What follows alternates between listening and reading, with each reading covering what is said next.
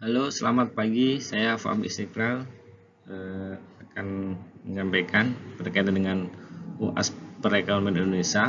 Ada tiga pertanyaan ya, yang akan saya ulas, terutama yang bobot 40%, yaitu adalah bagaimana hubungan antara demokrasi dan pertumbuhan ekonomi. Ya, berikan argumen yang mendukung dan menentang pendapatan bahwa demokrasi meningkatkan ekonomi.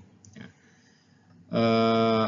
Dalam dunia sekarang, negara superpower Amerika itu menisbahkan dirinya negara demokrasi.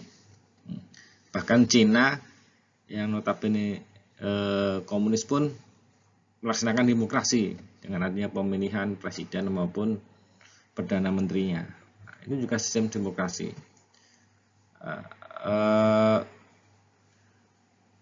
Ekonomi itu akan tumbuh apabila demokrasi ini udah mapan, udah stabil.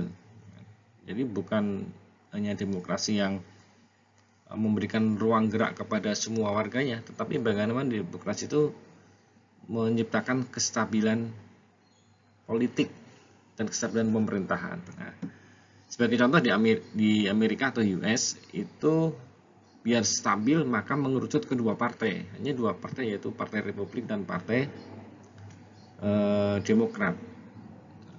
Mereka ekonomi stabil, nggak ada pembentukan partai, dan mereka juga berhak mengklaim negara demokratis. Nah, apabila ada demokrasi, maka akan ada check balances. Ya. Contoh ya, demokrasi sepanjang dapat meningkatkan kualitas kinerja pemerintahan akan berpengaruh terhadap faktor produksi atau pertumbuhan kapital. Tapi dengan syarat menerapkan prinsip dasar good governance, yaitu transparansi, partisipasi, intinya anti KKN lah. Ya, semua itu akan bisa apabila kontrol ketat yang publik melalui press, mulai dalam menyampaikan pendapat umum. Jadi pemerintah yang kuat, yang transparan itu akan menciptakan akses bisnis dan investasi yang mengantarkan pada pertumbuhan politik. Ya. Sebaliknya, demokrasi yang terlalu bebas dan sangat banyak orang bisa bebas tanpa terkendali justru akan menghambat ekonomi.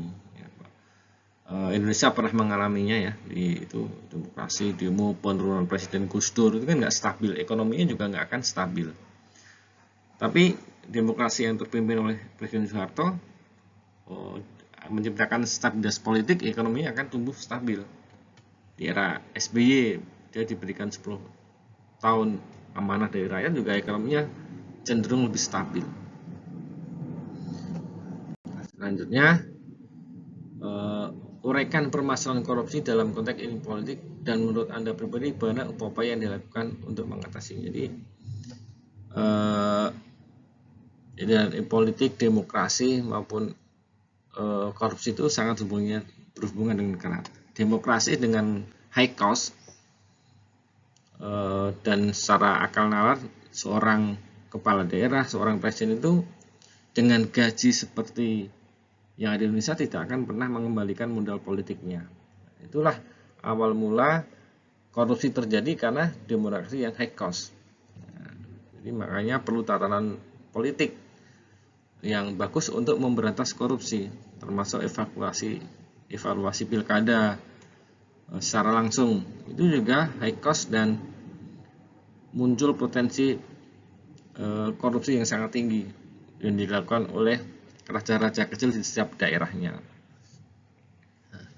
Jadi secara korupsi itu apa yang dilakukan oleh KPK itu sebenarnya konsepnya udah benar, yaitu ada awareness, yaitu bagaimana campaign anti korupsi sehingga menjadi budaya bahwa korupsi itu nggak baik dan sebagainya.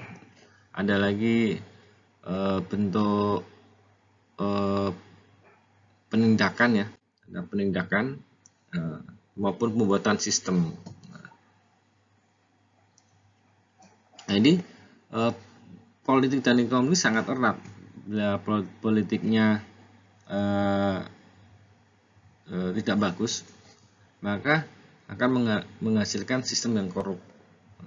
Jadi korupsi itu juga akibat dari produk politik itu sendiri.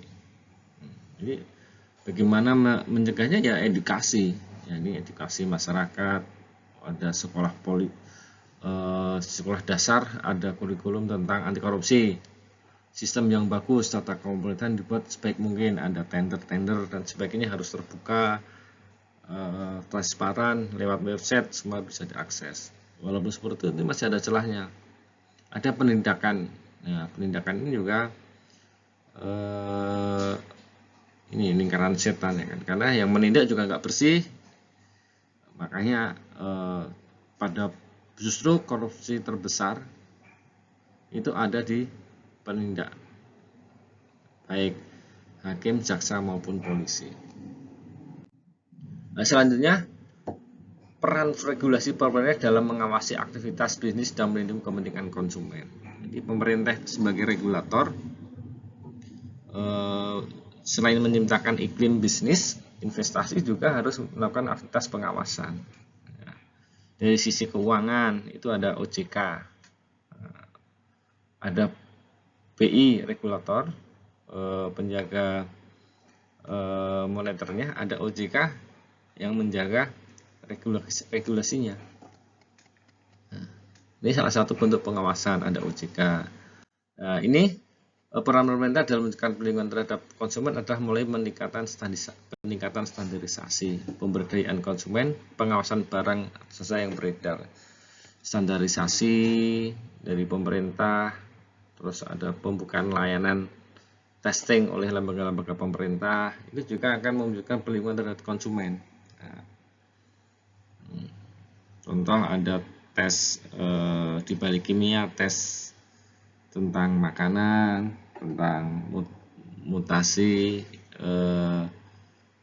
kimia di suatu produk maupun satu, itu juga wujud pemerintah dalam melindungi konsumen dan standarisasinya. Nah, langkah nyata pemerintah adalah adanya Badan Perlindungan Konsumen dan adanya YLKI. Itu juga sahabat pemerintah di situ dalam melindungi